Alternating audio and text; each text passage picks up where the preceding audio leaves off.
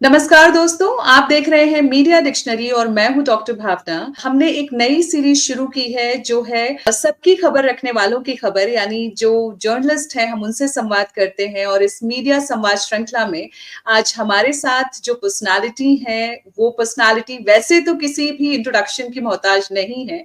और सबसे बड़ी खासियत डॉक्टर अखलाक अहमद उस्मानी जी की अगर मैं बात करूं तो इन्होंने print media, television, new media इन तीनों फॉर्मेट में काम किया है मीडिया का।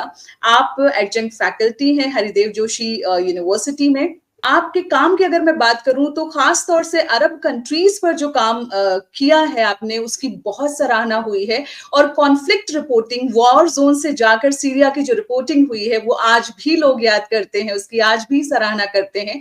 तो हम सर से पत्रकारिता के उनके अनुभव के बारे में जानेंगे। तो सबसे पहले आपका बहुत बहुत स्वागत है सर मीडिया डिक्शनरी के इस मीडिया संवाद श्रृंखला में। आपका बचपन कैसे बीता, कैसा परिवेश रहा, स्कूली शिक्षा कहाँ हुई, पत्रकारिता की ओर कब, कहाँ, कैसे रुझान हुआ, और क्या पत्रकारिता का कोई रोल मॉडल भी आपके जहन में था, किसी की तस्वीर भी थी आपके जहन में? मैं एक बहुत ही असाधारण ग्रामीण परिवेश के एक आम से भारतीय परिवार का बच्चा हूँ। लेकिन मेरे परिवार के साथ 2 बातें बड़ी ख़ास रही हैं। पहला ये कि हमारे जो जो परिवार है वो परंपरागत रूप से जो स्टेट होता है उसके काउंसल्स रहे हैं। तो हम्म। मारवाड़ स्टेट के जो मेरे दादा हैं वो मारवाड़ स्टेट के 4-5 ठिकानों के अ, वकील होते थे, जिसको आप मनसबदार तो नहीं कह सकते, लेकिन चूँकि एक सिस्टम था कि आप अपनी बात कोर्ट तक पहुँचाने के लिए वकील की ज़रूरत पड़ती थी। तो मारवाड़ के जिस एरिया में मेरे दादा को नियुक्त किया गया था, वहीं मेरा बचपन बीता। जी। और दूसरा जो मेरे परिवार की खूबी रही वो ये कि आज़ादी के समय बहुत से परिवार के सदस्य स्वतंत्रता के आंदोलन में शरीक हुए, जिसमें जी। सबसे चर्चित नाम मेरे चाचा मोहम्मद उस्मान उस्मानी साहब का है। और ये मेरा परिवार का एक छोटा-सा बैकग्राउंड है। आज़ादी के बाद से हमारे परिवार ने इसी पेशे को अपनाया, लेकिन मैंने इस अपनी फैमिली के इस चलन को बदला और मैं जर्नलिज़्म के तरफ आया। और मुझे ऐसा लगता था कि पत्रकारिता से समाज में वो सभी व्यापक बदलाव किए जा सकते हैं जो आप समाज में देखना चाहते हैं। और हम्म। इस इसमें समाज की उन सभी धाराओं को जगह मिल सकती है जिनकी आवाज़ को सुन नहीं रहा है। यहीं से जी। पत्रकारिता के प्रति मेरा रुझान बढ़ा और हम्म। मैंने महसूस किया कि जर्नलिज़्म जो है वो भारत में शायद ही जर्नलिज़्म बन के रह गई है। और इसमें अब भी पिछड़े और महिलाएँ और अल्पसंख्यक और दलित और सबसे ख़ास बात है कि ग्रामीण पत्रकारिता का बिल्कुल भी स्थान नहीं है। ये मेरी हम्म। शुरुआत की वजह बनी। मैंने जर्नलिज़्म मास कम्युनिकेशन में एडमिशन लिया अ ग्रेजुएशन के फ़ौरन बाद। और बहुत जल्दी, बल्कि पढ़ाई के दौरान ही मुझे काम भी मिल गया जिस पत्रिका में।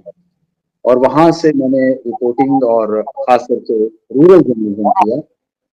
मैं अपने इलाके का पहला आदमी हूँ जिन्होंने अपनी पूरी तहसील का प्रकाशन राजस्थान पत्रिका के प्रोग्राम चलो सीरीज़ में किया, जिसकी वजह से मुझे स्थानीय स्तर पर भी काफ़ी सराहना मिली। ये मेरा एक छोटा-सा सफ़र रहा। और उसके बाद से टेलीविज़न और फिर new media, freelance, book writing काफ़ी कुछ इसमें सम्मिलित होता गया। हम्म। आपका जो पत्रकारिता का अनुभव रहा है, कुछ खट्टे, कुछ मीठे, कुछ कड़वे, कसैले, हर तरीके के अनुभव रहे होंगे, क्योंकि ये जो सीरीज है सर, हम लोग एक कोशिश कर रहे हैं कि जो नए विद्यार्थी हैं, जो इस क्षेत्र में आ रहे हैं, नए उन साथियों के लिए भी बहुत उपयोगी होगी और विद्यार्थियों को भी इससे बहुत कुछ सीखने को मिलेगा। तो कई ऐसे तजुर्बे जो आप यहाँ साझा करना चाहें, आपके अनुभवों के बारे में जानना चाहेंगे पत्रकारिता से संबंधित। देखिए, जर्नलिज़्म किसी भी व्यक्ति को बाहर के जो व्यक्ति होता है, यानी जो पत्रकारिता में नहीं है, उसको बहुत थ्रिल देता है। उसको ऐसा लगता है कि वहाँ बहुत पूछ होती है और आप सोसाइटी आपको बहुत ही सुपर हीरो या स्टार या कुछ ऐसा समझती है। कुछ दिनों तक भारत में परंपरा रही भी, पर अभी ऐसा बिल्कुल भी नहीं है। जो मेरे अच्छे अनुभव रहे, जैसा मैंने आपसे कहा कि मैंने रूरल जर्नलिज्म से शुरू किया, बाद में मैंने जी। टेक्नोलॉजी रिपोर्टिंग की, हिंदी में एक नई परंपरा शुरू की। जर्नलिज्म में बहुत कुछ थ्रिलिंग होता है, लेकिन जिन लोगों की इसमें सहभागिता नहीं होती, उनकी बात जो है वो परिप्रेक्ष्य में चली जाती है। इसलिए सभी वर्गों के लोगों को जर्नलिज्म में जगह बनानी चाहिए, तभी वो एंश्योर कर पाएँगे, क्योंकि वो समाज को सीधे-सीधे रिप्रेज़ेंट करते हैं। मैं आपको एक छोटा-सा मिसाल दूँगा तो आपको मेरी बात समझ में आएगी। जी। वो ये कि आप किसी भी अखबार के या टेलीविज़न के न्यूज़ रूम में चले जाइए, वहाँ आप सिर्फ़ इतनी गणना कीजिए कि डेमोग्राफ़ी वाइज़ यहाँ पर जो लोग काम कर रहे हैं, उनकी सामाजिक पृष्ठभूमि क्या है? हुँ, आपको हुँ। बहुत हैरानी होगी कि उसमें से लगभग सभी तकरीबन एक ही समूह के, एक ही धर्म के या एक ही जाति के या शहरी या सिर्फ़ पुरुष मिलेंगे। तो जब हुँ, तक हुँ। हम इसको डाइवर्स नहीं करेंगे, जर्नलिज़्म जो डाइवर्स नहीं हो सकता। मैं मध्य प्रदेश के संदर्भ में, चूँकि आप वहाँ की हैं, आपको बताना चाहूँगा कि वहाँ के ट्राइबल की जो रिपोर्टिंग है, वो अब भी बहुत अ, उसको बहुत महत्व नहीं दिया जा रहा है, या ग्रामीण पत्रकारिता है। ऐसा ही जी। राजस्थान में की के ट्राइबल के को लेकर, जर्नलिज़्म को लेकर है। तो हमें उन लोगों को इसमें आगे लाना चाहिए। टेलीविज़न या अखबार या रेडियो या जर्नलिज़्म, जब तक लोगों की बात को, उनकी आवाज़ को आप मुखर नहीं करेंगे, तब तक उस प्रशंसा का कोई अर्थ है नहीं। और हुँ, उसके लिए आपको समाज का हिस्सा बनना पड़ता है, अपने अंदर संवेदना पैदा करनी पड़ती है और एक जुड़ाव महसूस करना पड़ता है, तब जाके आप कोई बहुत अच्छी खबर ला पाते हैं, लोगों के बीच में उसको पॉपुलर कर पाते हैं और लोग मीडिया से एक जुड़ाव महसूस करते हैं। वरना हुँ, हुँ। ज़्यादातर लोगों के लिए मीडिया एक जनसंपर्क का माध्यम है, जिसमें वो सरकार की तारीफ़ें पढ़ती है या सुनता है और हुँ, विज्ञापन हुँ। देखता है। हुँ, हुँ। अभी आपने बात की ग्रामीण पत्रकारिता की या फिर अगर हम डेवलपमेंटल रिपोर्टिंग की बात करें, तो मैं ये जानना चाहती हूँ कि आज जिस तरीके से मुख्य धारा का जो मीडिया है, उसका या तो कॉर्पोरेटाइज़ेशन हुआ है या फिर कहीं न कहीं उस पर और पावर का एक तरीके से वर्चस्व है। मुख्य धारा की मीडिया में आम आदमी के लिए आप कितनी जगह आपको लगता है कि है? या उसकी कितनी रिपोर्टिंग जो है मुख्य धारा की मीडिया में होती है? देखिए, मुख्य धारा की रिपोर्टिंग का वक़्त तो वापस पलट गया। ये अब ऐसा है नहीं और ये बहुत बुरी स्थिति है कि अभी पत्रकारिता भारत में बहुत मैं कहूँगा कि चुनौतीपूर्ण दौर से गुज़र रही है। भारत में जर्नलिज़्म की बजाय जनसंपर्क ज़्यादा हो रहा है हुँ, और हुँ। आप किसी भी शहर का जैसे आप अगर इंदौर में रहती हैं, जी। तो इंदौर शहर के नाम से अलग से हर अखबार कुछ अलग से पेज छापता होगा। आप उसमें खबर ढूँढ के बताइए मेरे को। आपको ज़्यादातर ये मिलेगा कि आज यहाँ पर फलाँ उद्घाटन हो गया, यहाँ पर आज समीक्षा बैठक ली गई या फलाँ नेताजी ने फलाँ जगह फीता काटा वगैरह, वगैरह। हम सब जानते हैं मीडिया फैकल्टी होने के नाते कि जनसंपर्क, विज्ञापन और पत्रकारिता ये 3 अलग-अलग चीज़ें हैं।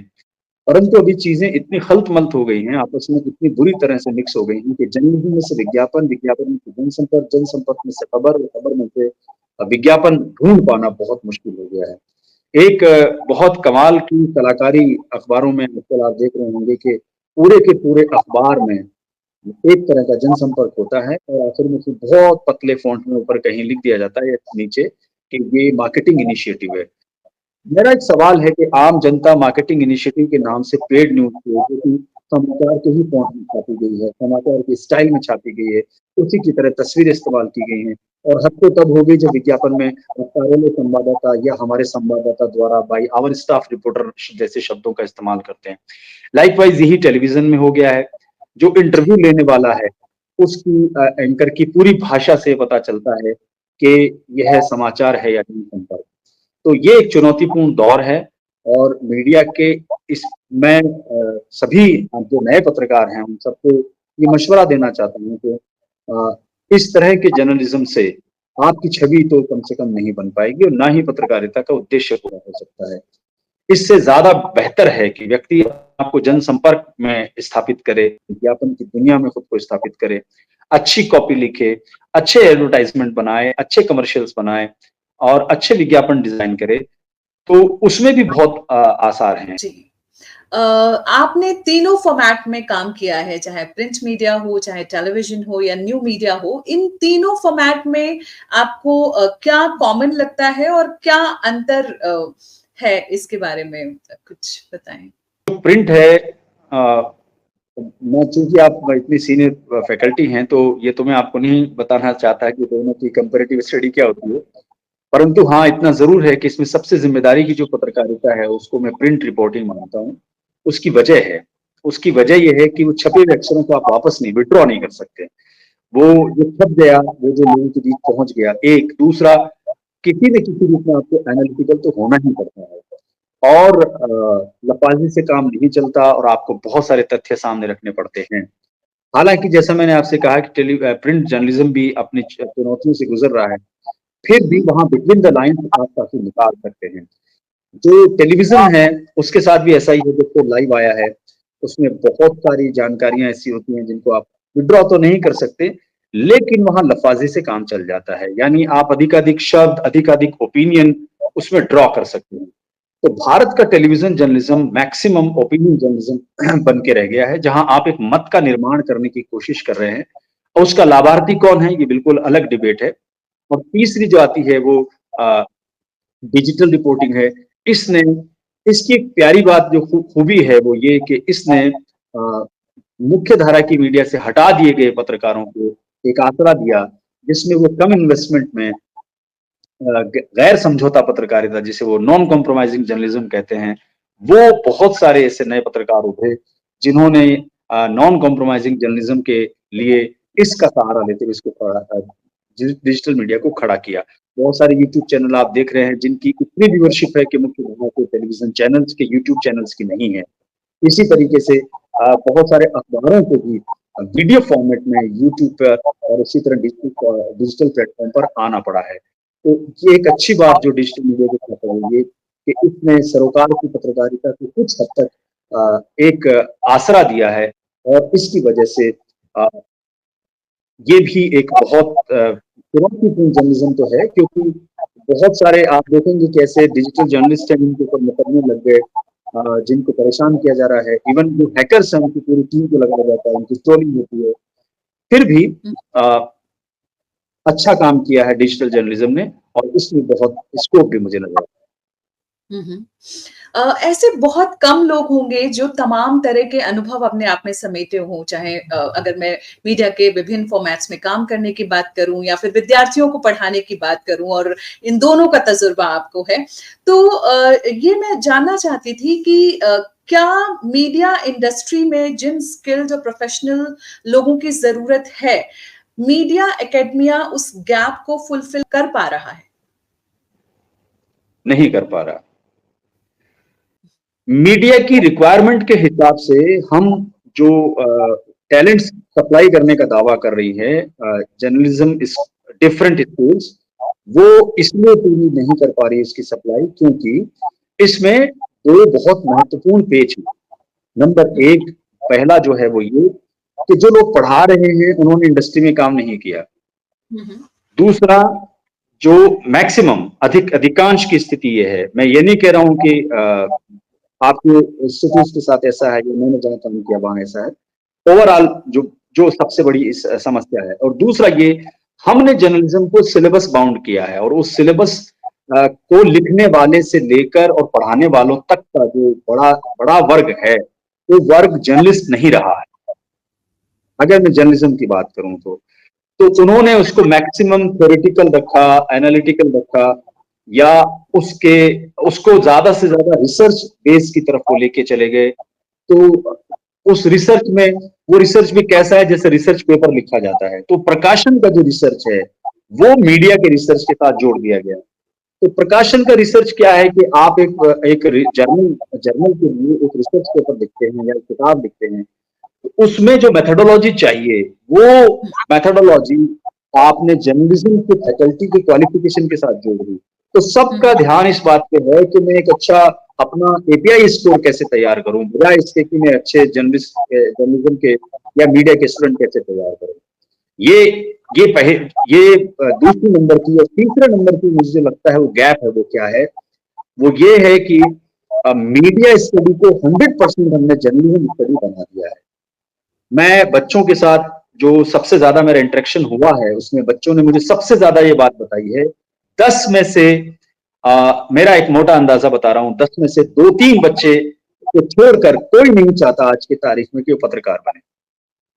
फिर मैं उनसे पूछता हूं कि यहाँ क्यों आए, तो वो बहुत अच्छे, अभी नई पीढ़ी के साथ अच्छी बात है कि बड़े बेबाक हैं, वो बहुत अच्छी तरीके से जुर्रत के साथ अपनी बात कहते हैं और ये अच्छी बात है। तो वो बताते हैं कि सर मुझे तो एक्टिंग करनी है, मुझे अच्छे विज्ञापन बनाने हैं, मैं गुड पब्लिक रिलेशन ऑफिसर बनना चाहता हूँ, मुझे सिनेमा में कहानियां लिखनी है।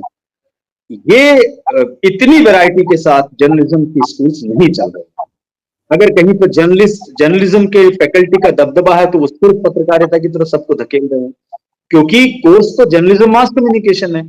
अब आप जिम्मेदारी बनती है फैकल्टी की कि बच्चा जब एडमिशन लेकर अंदर आ जाए तो उसकी 2 साल में, 3 साल में या 5 साल में अगर वो इंटीग्रेटेड कोर्स में है तो इतनी ग्रूमिंग और इतनी ट्रेनिंग उसकी हो जानी चाहिए कि वो कम से कम 5 साल में, 3 साल में, 2 साल में ये मालूम करके जाए कि वो जर्नलिस्ट मटेरियल है, कि वो पब्लिक रिलेशन मटेरियल है, या वो गुड फिल्म मेकर है, या गुड एक्टर है, या गुड वॉइस ओवर आर्टिस्ट है। इतना डिटर्मिनेशन हम नहीं करवा पा रहे बच्चों का, इसलिए मुझे ऐसा लगता है कि journalism school media at all, यानी सिनेमा, विज्ञापन, जनसंपर्क, पत्रकारिता, न्यू मीडिया, सभी में डेडिकेटेड टैलेंट को सप्लाई नहीं कर रहा है। वो आ रहे हैं, एक कॉमन सिलेबस पढ़ रहे हैं, उसमें मार्क्स ला रहे हैं, अपने असाइनमेंट जमा करा रहे हैं, डिग्री ले रहे हैं, फिर वो बच्चे सोच रहे हैं कि उन्हें क्या करना चाहिए, जबकि ये जिम्मेदारी फैकल्टी की है। तो मुझे लगता है कि ये इंटरव्यू अगर मीडिया एकेडमिया के लोग देखेंगे तो कहीं ना कहीं उनको ये चीजें, क्योंकि सिलेबस में, क्योंकि जब हम लोग बात करते हैं एकेडमिक काउंसिल और ये भी बनता है, तो सिलेबस जब अपग्रेडेशन की बात होती है तो ये बात हमेशा उठती है कि इंडस्ट्री से भी लोगों को बुलाया जाए और उनके साथ बैठ के करिकुलम डिजाइनिंग में उनका हिस्सा उन्हें भी बनाया जाना जरूरी है, क्योंकि तभी आप बात कर पाएंगे कि दोनों के बीच का जो ये ह्यूज गैप है जो अभी देखने को मिल रहा है कि हम सोच कुछ और रहे हैं और डिलीवर कुछ और रहे हैं, तो ये शायद इस गैप को कुछ हद तक भरा जा सके। जो अगली चीज मैं जानना चाहती थी और जिसके लिए डॉक्टर अखलाक अहमद उस्मानी जी को जाना जाता है, वो वॉर जोन से कॉन्फ्लिक्ट रिपोर्टिंग की बात अगर मैं करूं, क्योंकि सीरिया से आपने वॉर रिपोर्टिंग की, डर नहीं लगा कभी? डर तो लगता ही है। कोई भी आप ऐसी जगह पर हो जहां पर वॉर की सिचुएशन है तो वो बहुत ही अजीब स्थितियां होती हैं, क्योंकि आपको पता नहीं होता है कि कब कहाँ क्या घटित हो जाए। फिर भी ये बहुत चैलेंजिंग और बहुत थ्रिलिंग है, और इसमें बहुत सारी बातों का ध्यान रखना पड़ता है, तभी आप एक गुड रिपोर्टिंग कर पाते हैं। अभी पूरी दुनिया में जो चलन है, वो भी फिर मैं क्षमा के साथ कहूंगा, वो ये कि जो कॉन्फ्लिक्ट रिपोर्टिंग है उसको 100% एडवोकेसी जर्नलिज्म में बदल दिया गया है। और एडवोकेसी जर्नलिज्म का मैं पार्टी को पसंद किया जाता है, उस पार्टी के गुणगान किए जाते हैं, और जो जो छूट जाता है उसके प्रति एक तरह के मत का निर्माण किया जा रहा है। तो बहुत ज्यादा चैलेंजिंग होता है कॉन्फ्लिक्ट जोन की रिपोर्टिंग करना। ज्यादातर जर्नलिस्ट जो होते हैं वो शायद ये सोचते हैं कि उनका किसी एक पक्ष की तरफ होना लाजिम है।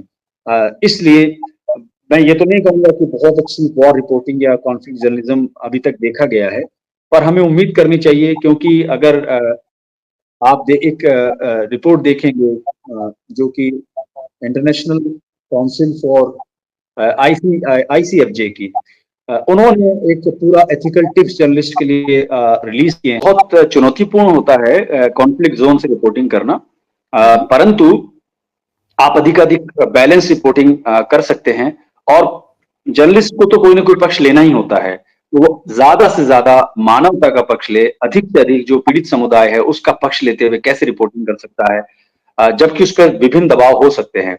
तो ये एक बहुत चुनौतीपूर्ण है, और जो आपके मीडिया स्टूडेंट हैं जिनको लगता है कि इस तरह के जर्नलिज्म को समझना चाहिए, तो मैं उनसे जरूर कहूंगा आपके माध्यम से कि वो ICFJ ये अगर टाइप करेंगे गूगल पे, तो उन्हें जर्नलिस्ट रिपोर्टिंग के जो एथिकल टिप्स हैं ऑन कॉन्फ्लिक्ट जोन, उस पे जुड़े हुए 2 वेबिनार मिलेंगे, वो उसको ज़रूर सुनें, उससे उनको काफ़ी कुछ जानने को मिलेगा। जी। अगर मैं आपके पीएचडी शोध की बात करूं तो आपने अरब स्प्रिंग के ऊपर काम किया हुआ है और अरब स्प्रिंग को एक सोशल मीडिया रेवोल्यूशन की तरह से देखा जाता है।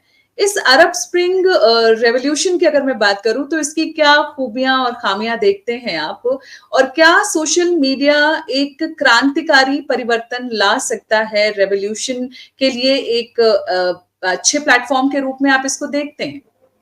आपके क्या मत है?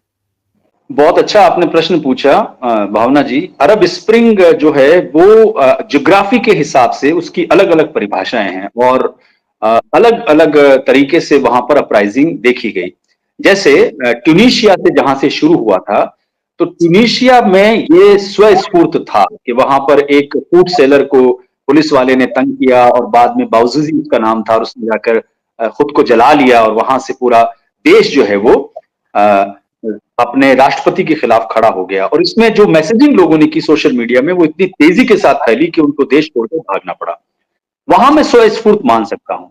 यही कमोबेश यही परिस्थिति हमें इजिप्ट में, मिस्र में देखने को मिली, जहां हुस्ने मुबारक को अपनी सीट छोड़नी पड़ी और बाकायदा लोगों ने अपने अपने सोशल मीडिया के ग्रुप्स बना लिए और वो लगातार सरकार के ऊपर दबाव बनाते रहे और लोग सड़कों के ऊपर इकट्ठा हो गए, तहरीर स्क्वायर जिसका आपने नाम सुना, और फिर हुस्ने मुबारक को भी अपनी सत्ता छोड़नी पड़ी। बाद में मुस्लिम ब्रदरहुड के मोहम्मद मुर्सी को भी छोड़नी पड़ी। लेकिन हम ये माने कि ऐसी ही कोई परिस्थिति सीरिया में थी या ऐसी ही परिस्थिति किसी अन्य देश में थी, तो ये थोड़ा-सा डिबेटेबल है क्योंकि अ, जनता की बदलाव की कोशिशों से ये चीज़ शुरू हुई, बाद में उसमें कई स्टेक होल्डर्स आ गए और उन्होंने उसे रिजिम चेंज का गेम बनाना की कोशिश की। इसमें सीरिया सबसे इम्पोर्टेंट केस है कि जो लोगों में बदलाव की इच्छा थी, उसको रिजिम चेंज के नाम पर किस तरह से अ, खराब किया जा सकता है किसी देश को नष्ट करने के लिए। तो बहुत इंटरेस्टिंग है अरब स्प्रिंग को समझना और जी। ये बाद बाद में कई देशों में उभरा, टर्की में उभरा और फिर बाद में वहां पर भी रिजिम तो चेंज हुई पर टर्की को इसका लाभ नहीं मिला और इसी तरह से इसका लाभ अल्जीरिया को नहीं मिला, सूडान को नहीं मिला। सूडान में बहुत बुरी तरह से उत्पीड़न हुआ लोगों का। तो ये जो पूरा एरिया है जिसको हम नॉर्थ अफ्रीका मेना मेना बोलते हैं एक्चुअल में, middle east, north Africa and Arabia. ये जो मेना एंड अरेबिया का एरिया है, यहाँ पर अरब स्प्रिंग के अलग-अलग पहलू हैं, इसलिए जैसे ही देश बदलता है, आपको अपनी रिसर्च को अलग तरीके से पढ़ने की ज़हमत करनी पड़ती है। तो ट्यूनीशिया इसमें क्लासिक केस है। आपकी बात जो आपका सवाल जहां तक है, वहां तक ट्यूनीशिया का केस परफेक्ट है कि किस तरह सोशल मीडिया की ताकत से जो लोग हैं वो न्याय की मांग कर सकते हैं और ट्रेडिशनल मीडिया चूंकि राष्ट्रपति के पूरे कब्जे में थी वहां की मीडिया, उसके बावजूद भी लोगों ने उसे सोशल मीडिया से बदलाव का जरिया कैसे खड़ा किया। तो एक क्लासिक केस है ट्यूनीशिया के अरब स्प्रिंग को हम सबको समझना और पढ़ना चाहिए। हम्म। उर्दू पत्रकारिता को आप कैसे देखते हैं और इसकी दशा और दिशा के बारे में आप क्या कहना चाहेंगे? देखिए उर्दू जर्नलिज्म बहुत खुशी होगी सभी को जान के कि हिंदी पत्रकारिता से भी पुरानी है इस देश में। करीब 25 साल पुरानी है उर्दू जर्नलिज्म, यानी उर्दू के अखबार आने के बाद में हिंदी जर्नलिज्म आया है और फिर बाद में दूसरी क्षेत्रीय पत्रकारिताएं। जी। उर्दू जर्नलिज्म ने इस देश की आजादी में एक बड़ा योगदान दिया और उत्तर भारत में जैसे कि मैं राजस्थान का हूँ, वहां का जो पहला अखबार है वो उर्दू का रहा है और इसी तरह जो बड़ी कोशिशें हुई हैं वो उर्दू जर्नलिज्म के माध्यम से हुई हैं। और आजादी के बाद से बेशक उर्दू जर्नलिज्म में कमी आई, बट दो तकनीकों ने उर्दू पत्रकारिता को बचा लिया, वो बहुत इंटरेस्टिंग है जानना। जी। अ, अगर आपने सांचे की छपाई ये भावना जी देखी होगी, वो एक प्रेस होती है जिसमें बेलन पे कलर लगता है और फिर वो हार्ड प्रेस, उसी से प्रेस नाम पड़ा था। ये जो जी। प्रेस शब्द का हम इस्तेमाल करते हैं, ये प्रिंटिंग प्रेस में एक बेलन से और एक चकले से वो जो दबाव देके कागज को छापा जाता है, उसी से हम अपने आप को प्रेस कहते हैं।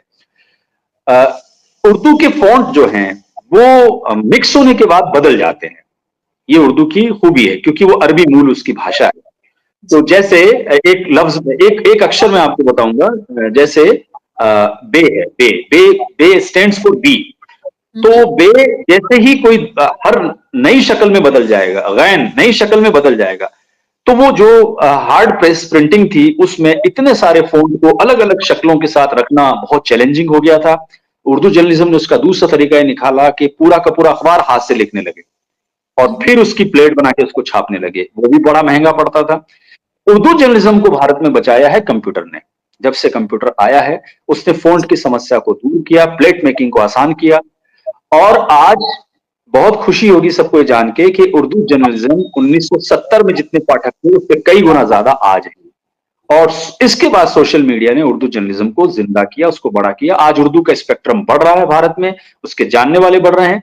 और अगर कोई जानना चाहता है तो मैं इसकी एक मिसाल ये दे सकता हूं कि वो ये देखे कि दैनिक जागरण ने इनकलाब अखबार को एक्वायर करने के बाद कितना बड़ा बना दिया। पहले इनकलाब सिर्फ बॉम्बे से छपता था, आज वो इनकलाब लखनऊ से भी छप रहा है और बाकी उत्तर भारत के अन्य जगहों से भी छप रहा है। एक बात। दूसरा, रेक्टा नाम का जो प्लेटफॉर्म है वो प्योर लिटरेरी प्लेटफॉर्म है, लेकिन उर्दू की ताकत से वो खड़ा हुआ। आज उर्दू का सबसे ज्यादा ट्रैफिक अगर किसी के पास है तो रेख्ता के पास में है, इनकलाब के पास में है और राष्ट्रीय सहारा उर्दू के पास में है। तो उर्दू इस देश की जान रही है, उर्दू ने बहुत कंट्रीब्यूट किया है, बहुत अच्छे बड़े और नामी जर्नलिस्ट इसमें आए हैं और अभी जो हमें ऐसा लगता था कि ये जर्नलिज्म तकरीबन खत्म हो गया है, इसने खुद को रिवाइव किया है और बहुत अच्छे तरीके से उर्दू मीडिया काम कर रहा है। मुझे आशा है कि ये इसी तरह आगे बढ़ेगा। आपने जब पत्रकारिता शुरू की थी, मेरे ख्याल से शायद 1996 का वो समय था जब राजस्थान पत्रिका से शुरू किया था और टेलीविजन, अगर मैं बात करूं प्राइवेट टेलीविजन चैनल्स का, तो वो धीरे धीरे उसी समय से शुरू होता है। तो तब की पत्रकारिता और ग्लोबलाइजेशन का भी वो दौर था, तो तब की पत्रकारिता और अब की पत्रकारिता में आप क्या बदलाव देखते हैं? एक छोटी सी मिसाल मैं आपको दूंगा।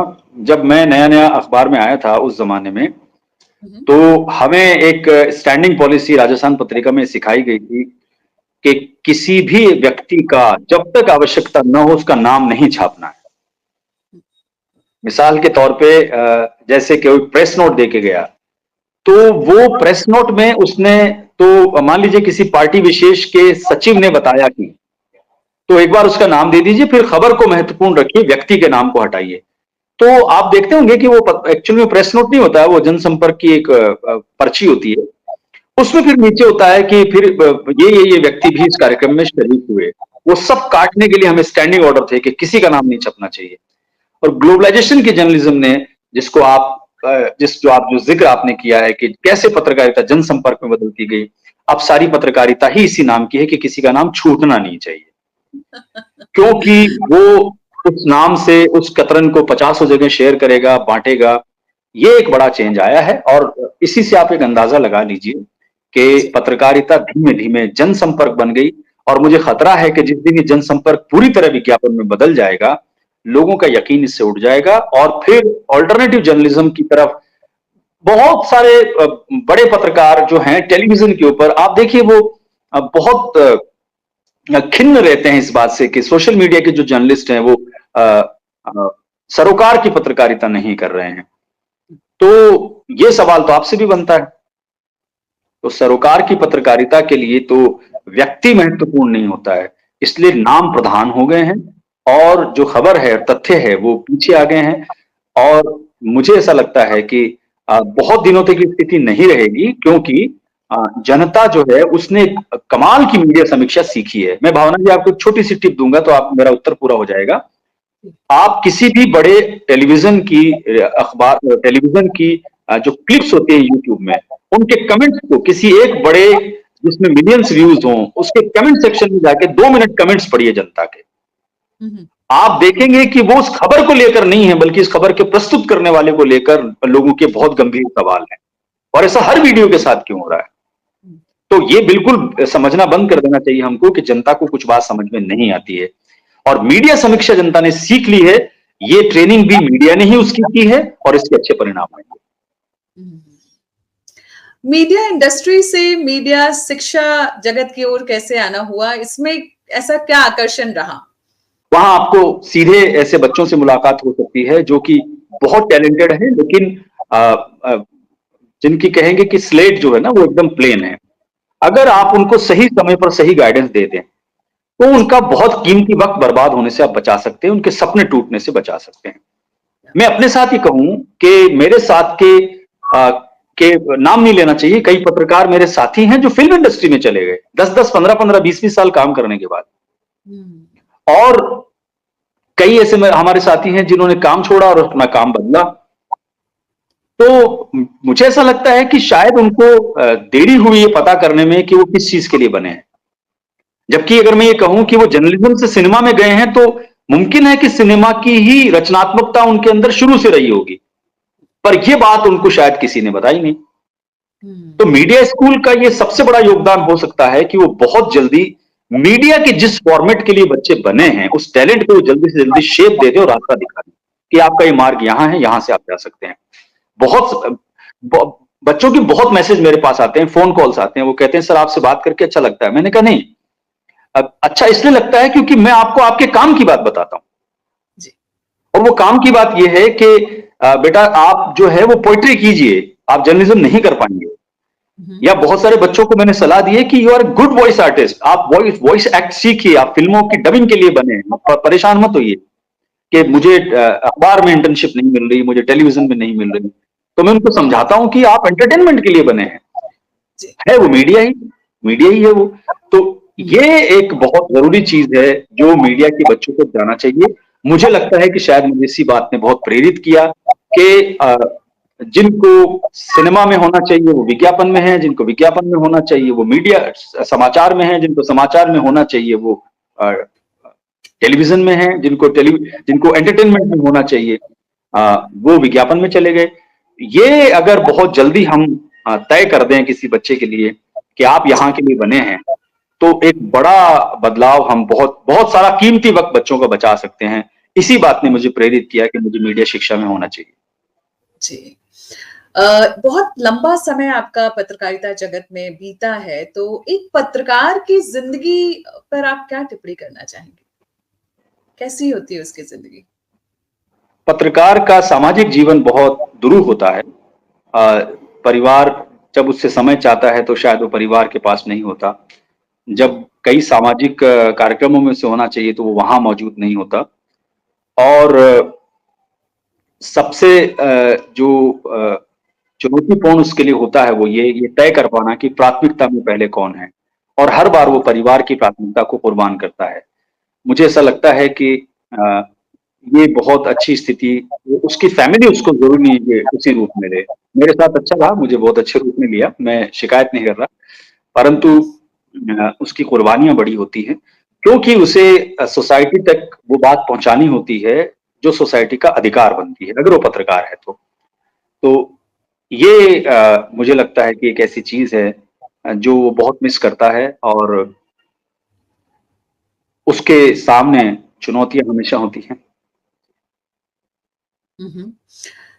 पत्रकारिता के भविष्य या फिर भविष्य की पत्रकारिता पर आप क्या कहना चाहेंगे? देखिए, ये कहना तो बहुत मुश्किल है, लेकिन हाँ, मैं इतना जरूर कहना चाहूंगा कि पत्रकारिता की मदद अब व्यक्ति नहीं करेगा, तकनीक करेगी। ये बहुत इंपॉर्टेंट बात बता रहा हूं मैं आपको। भारत में या पूरी दुनिया के जर्नलिज्म को टेक्नोलॉजी बचाएगी, व्यक्ति नहीं बचा पाएगा। व्यक्ति तो उसे दूषित कर रहा है। चैट जीपीटी ने जो प्रयोग हमारे सामने लाके रख दिए हैं, उसने रिसर्चर को और लिखने वालों को, राइटर्स को और आइडिया जनरेटर्स को, सबकी सत्ता को बहुत बुरी तरह से चुनौती दी, हिला दिया है उनको। और कमाल की बात तो यह है कि जब आप फैक्चुअली चेक करते हैं कि रेफरेंस वहां मौजूद है क्या, तो वो हर बार सही निकल रहा है। तो मशीन जो चुनौती जर्नलिज्म को दे रही है, मुझे ऐसा लगता है कि प्रकृति ही चीजों को अंत में जाके रेगुलेट करती है। तो नेचर ने टेक्नोलॉजी को आगे भेजा है कि देखिए, हमने व्यक्ति के ऊपर भरोसा किया, इसने जर्नलिज्म को जनसंपर्क में बदल दिया। तो चैट जीपीटी, एआई, तुम जाओ और पत्रकारिता को बचाओ। तो ये प्रकृति का न्याय है। और टेक्नोलॉजी वो बदलाव पेश करने वाली है जर्नलिज्म में, जिसके लिए अगर पत्रकार तैयार नहीं है तो वो बहुत मैं कहूंगा संकट में आ जाएंगे। इसलिए वो ज्यादा से ज्यादा अपने अध्ययन को बढ़ाएं, अपने एनालिसिस को ठीक करें, रेफरेंस को परफेक्ट रखें, और जिन चीजों को वो कोट कर रहे हैं उनको उनके कोटेशन प्रॉपर होने चाहिए, उनकी रिसर्च बराबर होनी चाहिए। अगर वो ऐसा नहीं करेंगे तो तकनीक उनको बहुत जल्दी मात देने वाली है। अगर डॉक्टर अखलाक उस्मानी एक पत्रकार या मीडिया प्रोफेसर ना होते तो और क्या होते? मेरे पिता एक बहुत स्थापित शायर रहे हैं, कवि रहे हैं, और पोइट्री हमारे घर में बहुत ज्यादा मकबूल रही है। मेरे एक दादा हैं मोहम्मद अकरम फैज साहब, वो मुझसे 5 पीढ़ी पहले हुए हैं। कहते हैं कि उनकी जो पर्शियन में पोइट्री थी उसको अबुल फजल और फैजी भी ट्रांसलेट नहीं कर पाए थे। ये कौन है? ये अकबर के दरबार के 9 रत्नों में से 2 भाई रतन थे। अबुल फजल और फैजी का नाम सुना होगा आपने। बाद में वो जो पर्शियन पोइट्री थी वो हमारे घरों में उर्दू में तब्दील हुई। तो आपका जो सवाल है कि अगर आप ये नहीं होते तो क्या होते, तो मैं निश्चित एक कवि होता। और कविता जो है वो जिसको कहते हैं कि गागर में सागर होती है, उसमें बहुत सारी बात आप कह सकते हैं कम अल्फाज में और बहुत व्यापक और पुरअसर अंदाज में। तो ये नहीं होते तो ये होते। जी, चलते-चलते एक आखिरी सवाल क्या बल्कि पत्रकारिता के जो छात्र हैं उनके लिए आप क्या संदेश देना चाहेंगे? मैं उनको 2 बातें कहना चाहता हूँ। सबसे पहले वो जल्दी से जल्दी मालूम करें कि वो लाइफ जिंदगी में बनना क्या चाहते हैं। एक बात। दूसरी बात, जो बनना चाहते हैं तो उसकी उत्पादकता उनके अंदर है या नहीं है। अक्सर ऐसा होता है कि मेरी बड़ी इच्छा होती है कि मैं बहुत अच्छा एक्टर बन जाऊं, पर मुझे एक्टिंग आती नहीं है। तो मेरा अच्छा लगना मेरी उत्पादकता के विपरीत है। तो सफलता के 2 प्रमाण होते हैं। पहला, मेरे अंदर अभिरुचि होनी चाहिए, और दूसरा, रुचि के अनुसार उत्पादकता भी होनी चाहिए। जिस व्यक्ति ने जीवन में इन दोनों चीजों का सही मेल पता कर दिया वो कामयाब हो जाता है।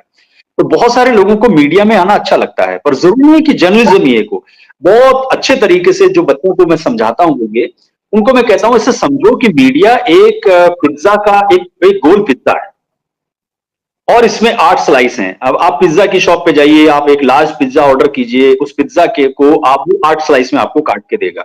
तो मैं उनको बच्चों को समझाता हूं कि ये जो पिज्जा की 8 स्लाइस है ना, ये पूरा मीडिया है।